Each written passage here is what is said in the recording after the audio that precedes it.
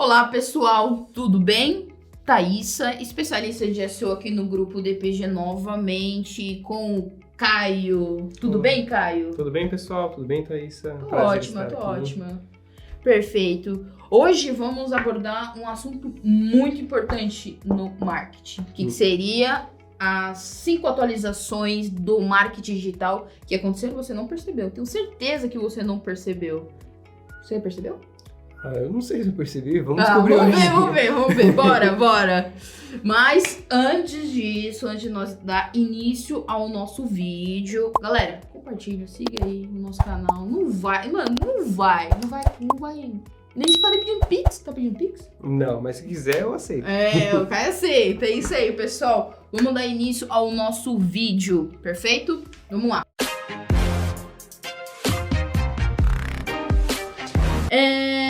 Hoje, né, na questão que a gente tá vendo muito o mercado falar sobre a questão do conteúdo baseado em dados. Certo. E a questão que o pessoal fala, mas peraí, como que a gente vai fazer a questão da proteção de privacidade? Vai existir o Big Data? Não vai ter mais? Como que tá essa questão, Caio? Assim, o que você tá achando disso?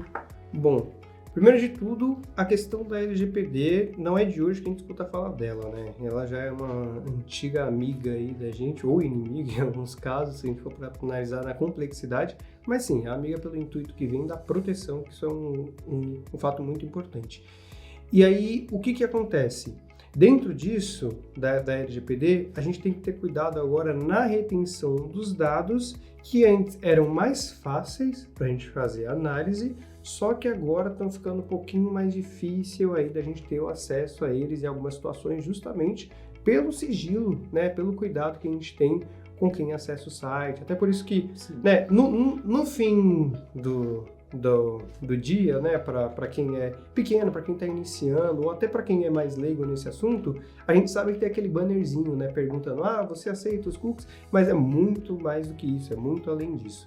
E aí, quando a gente fala, né, de ser orientado a dados, a gente tem essa primeira introdução à LGPD aqui, né, para citar esse ponto importante, mas a gente vai muito além disso, né? Você chegou até a citar sobre Big Data, e aí a gente tem que entender, hoje, no marketing, o que realmente é ser orientado a dados, né? Alguns falam de data-driven, né? A gente usando agora o termo em inglês nesse caso. Mas o que é ser realmente orientado a dados, Thaísa? Como você pode explicar isso pra gente?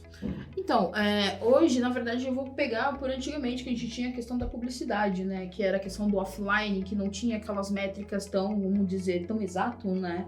Então, era aquelas propagandas que a gente tinha na televisão, nas questões. E hoje, com o marketing, a gente consegue ter um norte em questão dos dados dos clientes. A gente consegue ter o público-alvo. Hoje, eu consigo ver dentro de um blog quais que são quem acessa idade. Eu consigo ver também sexo, porque aí até da forma que a gente vai escrever a publicação do blog é importante, entendeu? Se eu tenho grande acesso do meu site, que são mulheres, a minha forma de se comunicar é uma forma diferente, concorda? E isso eu consigo puxar tudo em cima dos dados também, porque a gente tem um norte, não uma estratégia de vento. Então nós conseguimos ter dados, metrificar em cima disso, criar estratégias que a gente consiga, querendo não, alcançar o resultado que é tão esperado ao cliente. Maravilha. E aí, quando a gente vai analisar isso, né, na rotina, no dia a dia, a gente tem muito aqueles casos do tipo, né, mas eu tenho que publicar, mas eu tenho que postar, mas eu tenho que ter frequência. Mas antes disso, vem isso que você trouxe pra gente, né, que é os dados. Porque não se trata só de ficar tendo frequência, de ter muito post, de ter muita publicação, mas sim para quem você faz isso. E aí, por muito tempo, e eu digo isso por experiência própria, né? Até quando eu entrei aqui na DPG, né? Eu era estagiário de redação, a gente tinha muito aquela questão, né? Ainda caminhando muito essa questão, né? Do marketing digital. Quando eu digo caminhando, não que iniciou, mas caminhando muito nessa questão até dos algoritmos. Se a gente for para analisar, essa evolução do marketing digital, do tráfego orgânico, é algo que está acontecendo exponencialmente. Então, de um ano para o outro, muda muita coisa. E aí, quando eu cheguei aqui, alguns anos atrás, né, a gente tinha muito isso. Mas como que a gente constrói uma persona? Como que a gente sabe exatamente para quem a gente está vendendo? Exato. Era algo subjetivo. Só que, mesmo naquela época, já era possível descobrir através dos dados. Só que hoje é ainda mais fácil isso. Sim. Então, o que acontece quando a gente fala de ser data-driven? É realmente isso. É na hora de perguntar, para quem que eu vou escrever isso daqui? é você, os dados te responder e você já tem uma amostra mais fidedigna de quem você vai estar escrevendo um artigo, quem você vai estar publicando conteúdo, é utilizar esses dados ao seu favor. Agora, passando a bola de volta para você, Thaís, eu queria saber, você consegue dar um exemplo prático de onde a gente consegue tirar esses dados? Como a gente consegue fazer essa extração? Sim. Hoje nós temos algumas ferramentas, né? E tem uma ferramenta que a gente utiliza muito, que é o Google Analytics, que é uma ferramenta que colocamos o código no site, que a gente consegue captar qualquer interação dentro do site. Então conseguimos ver qual é a região que tem mais acesso, o sexo, que são homem ou mulher, eu consigo ter todas essas dados, a gente consegue taguear o site também, o comportamento do usuário, porque em cima disso a gente consegue ter um norte também. Principalmente, nós conseguimos colocar campanhas no site, fazer um remarketing. Tô falando mais a questão agora investimento, tá? Com esses dados a gente consegue ter um norte também.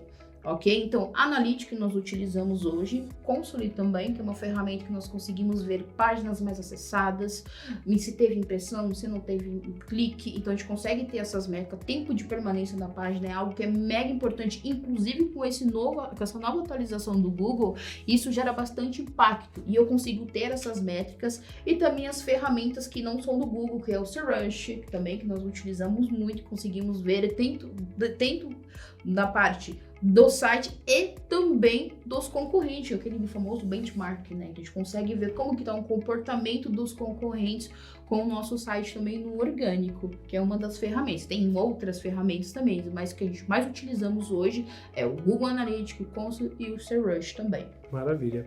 E aí, benchmark, só fazendo um adendo, tá? Essa comparação entre uma empresa e outra, essa comparação, tipo, por exemplo, se você tem hoje um canal no YouTube, se você tem hoje um site que publica, você pega ali os concorrentes, né? Ou seja, quem publica muito similar a você pega alguns aspectos para fazer uma matriz de comparação. Então, por exemplo, qualidade de conteúdo, temas abordados, frequência, e comparar isso com você. E aí você consegue chegar a algumas soluções para saber o que você está melhor ou o que você precisa melhorar em comparação a esses concorrentes. Mas feito esse adendo, eu gostaria de voltar agora no ponto. Então, a gente tem 5 questões, né? 5. Que você não percebeu. E essa foi a primeira, né, Caio? Maravilha. Bom, e aí, desculpa te interromper. Tá tudo bem, pode falar, Caio. Na segunda, eu só queria fazer um gancho, porque a gente tá falando muito de dados, e eu gostaria de introduzir um assunto muito relevante, não pela época que a gente vive, porque não é de agora que a gente discute sobre isso, mas agora tá ganhando cada vez mais relevância, e eu agradeço esse ponto, né?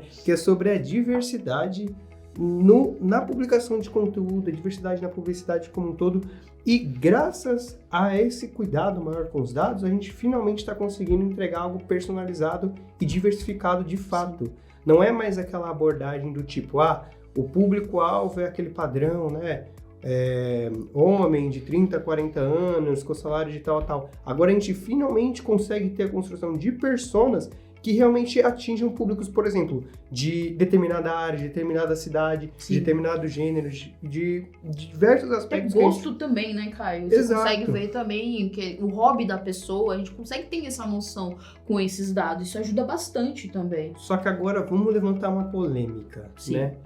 Dentro desse aspecto de diversidade, você acredita que realmente isso seja relevante para as empresas ter esse olhar diferenciado? Sim. Ou não, você vê que a gente pode seguir ali pelo público-alvo porque, né, oferta e demanda é isso que determina. Como que a gente consegue utilizar a diversidade a favor das empresas com a análise de dados? Como você consegue apresentar isso pra gente? Sim, tem bastante impacto, e é algo que as empresas, querendo ou não, se você parar para analisar, elas estão focando nisso, na diversidade. Não adianta ter uma empresa que não tá focando na diversidade, tá vendo que, querendo ou não, o mundo tá com questão, tá focando numa empresa totalmente ecologicamente correta, né? Que também tem essa questão da diversidade do LGBTQIA+, tá? Tem umas marcas hoje que bate muito forte. Uma delas, que inclusive eu uso bastante, eu já trabalhei, a Chili Beans.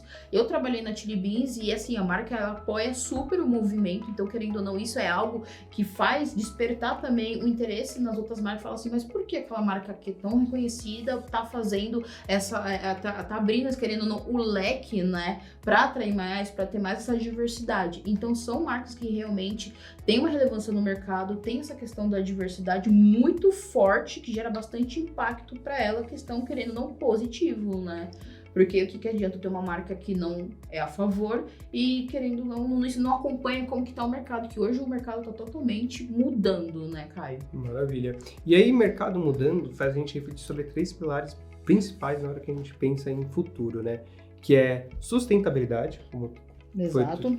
como a Thaisa trouxe aqui pra gente, a questão da inovação e a questão da tecnologia. Esses 3 pilares, quando as empresas olham com carinho realmente para esses 3 pilares, muito mais do que lucratividade, elas conseguem ter legado e longevidade. Né? A gente sabe que o objetivo de uma empresa é trazer lucro, mas sem legado isso não tem valor algum. E aí, falando sobre esses 3 pilares, vamos aproveitar o número 3 e vamos para o nosso terceiro tópico, né? Que, falando sobre tecnologia e inovação, a gente tem hoje algo, sabe, gigante mesmo, que está vindo para mudar todo o mercado, só que poucas pessoas ainda estão olhando com um olhar mais sério para ele e que ele pode trazer uma virada de chave, né? Que é o metaverso, né? Exato. O que é o metaverso, Thaís? Né? Em poucas palavras, como você pode resumir pra gente? Olha, o metaverso hoje, querendo ou não, tá tendo boom, tá? Mas lá fora, na verdade, no Brasil ainda tem, mas não tá tão forte, tá movimentando o mercado ainda sobre o metaverso, mas basicamente é você criar um mundo que não é realista, você simplesmente come, vive, mas de um mundo que é criado via computador. Então você coloca um óculos, você, querendo ou não, alguns tem como você tem um controle e em cima você consegue controlar. Então você tem uma vida, mas uma vida virtual. Querendo ou não, tem algumas séries, Caio, que falam super isso, que querendo ou não, era uma questão de uma utopia hoje, né? Você conseguir colocar um óculos e viver uma vida sendo um personagem diferente. Só que isso é algo que também pode acabar atrapalhando nós futuramente, né? Porque querendo ou não, você vai viver algo que não é real, entende? Se a gente for fazer até uma etimologia dessa palavra, né, metaverso, o que ela nos quer dizer, né? Meta, então significa que é algo dentro de algo, então seria o universo dentro de um universo. Exatamente. E aí, né, parece muito questão de jogo, de brincadeira, e até os jogos impulsionam muito a evolução de todo o mercado, mas isso é algo muito sério, né? Que nem você trouxe essa preocupação de viver ou não a realidade. Só que ao mesmo tempo, se a gente for analisar os pilares, né, que a gente trouxe aqui, né, sustentabilidade, tecnologia e inovação, isso tem muito a agregar com sustentabilidade, se a gente for para analisar, né? Tipo, hoje, custos físicos de locomoção pode ser reduzido a zero, né? Visto que a gente pode criar uma sala virtual para discutir os assuntos, só que sempre com a responsabilidade social entre esse assunto muito importante, certo? E aí, dentro disso, eu gostaria de trazer outro aspecto, né, nosso quarto ponto aqui, que é justamente como que se apresentam os novos influenciadores, né, nessa nova época, uma vez que a gente está tomando uma direção, né, totalmente exponencial, né? Então, o que isso significa, né? O que significa uma evolução exponencial? Que, em vez da gente crescer, né, um por dia, a gente vai multiplicando o nosso crescimento diário. Então, ontem, né, a gente tinha um número X de atualização, hoje é o dobro, amanhã vai ser o dobro do dobro. Sim. Então, essa evolução exponencial tem mudado muito o marketing, tem mudado muito o mercado do marketing e a gente simplesmente não pode ficar parado, né? Eu acho que dentro disso entra essa questão dos novos influenciadores, como os novos influenciadores no marketing estão se comportando, né? Não existe mais essa de...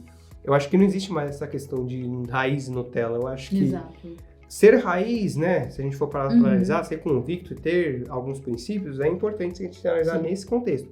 Mas agora essa questão de julgar o Nutella, é modinha, hoje a modinha ela cresce muito rápido, entendeu? Então acho que tem muito essa questão de adaptabilidade. Eu acho que a palavra do marketing, né, não de hoje, mas está se tornando cada vez mais forte, de hoje para frente, é esse quesito da adaptabilidade. Eu queria que você discutisse um pouco sobre isso, né? Como que tem que se comportar hoje os novos influenciadores do mercado digital?